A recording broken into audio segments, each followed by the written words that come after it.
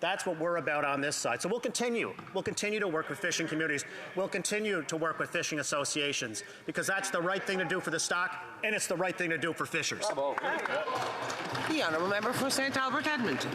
Madam Speaker, the Liberals awarded a contract to protect sensitive RCMP communications systems from espionage to the subsidiary of a company charged with espionage. No security review was undertaken. No consideration was given to Beijing's ownership of the company. The Liberals claim that vigorous security processes are in place. Where were those security processes when this contract was approved? The Honourable Parliamentary Secretary. Thank you very much, Speaker. I thank the member opposite for this important question, and I want to make it very clear to all members of the House that our government takes foreign interference very seriously. Speaker, we are aware about the concerns around RCMP's contract with Sinclair Technologies, and it is our understanding that RCMP has suspended that contract. We are also undertaking a review to ensure that never at any point Canadian national security is ever jeopardized. Thank you very much. Honourable member for St. Albert Edmonton. Madam Speaker, the only reason this contract was approved is because we have an incompetent Liberal government that has repeatedly failed to protect our sovereignty and security from Beijing, from illegal police stations, to interference in our elections, to now this. The contract has been suspended, but it should never have been approved in the first place. Why did the Liberals only do the right thing after they get caught failing Canadians? The Honourable Parliamentary Secretary. Speaker, let's be very clear, and I'm sure all members of this House agree on this part, that safeguarding our democracy and our national security is of paramount importance.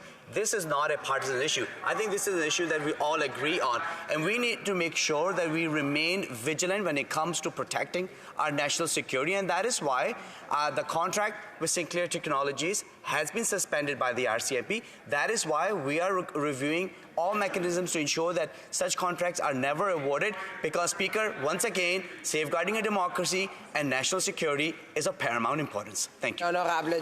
The honourable member for Mégantic-L'Érable. Madam Speaker, despite what the Prime Minister claims, his admiration for the Chinese dictatorship speaks louder than his words. Canadians have every reason to be concerned because the Liberals only take action when they get caught.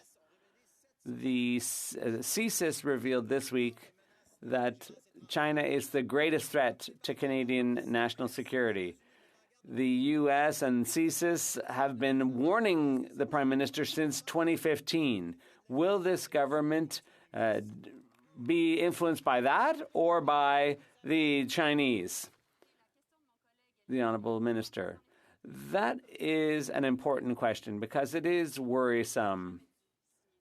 That contract that should never have been signed.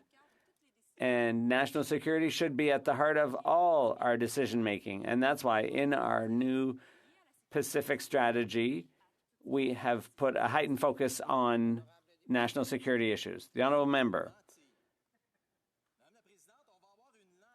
A lens, Madam Speaker. They're talking about a security lens being brought to these decisions. But CSIS and the U.S. have been warning the Prime Minister for years about Chinese influence. Officials and this government, who are accountable for those officials, awarded contracts to companies closely related to the Chinese dictatorship. And all their solution today is a lens, a new lens. Why do the Liberals only do something when it hits the headlines? The Honourable Minister. I hope my colleague will read the Indo-Pacific strategy because clearly he hasn't yet. Our foreign policy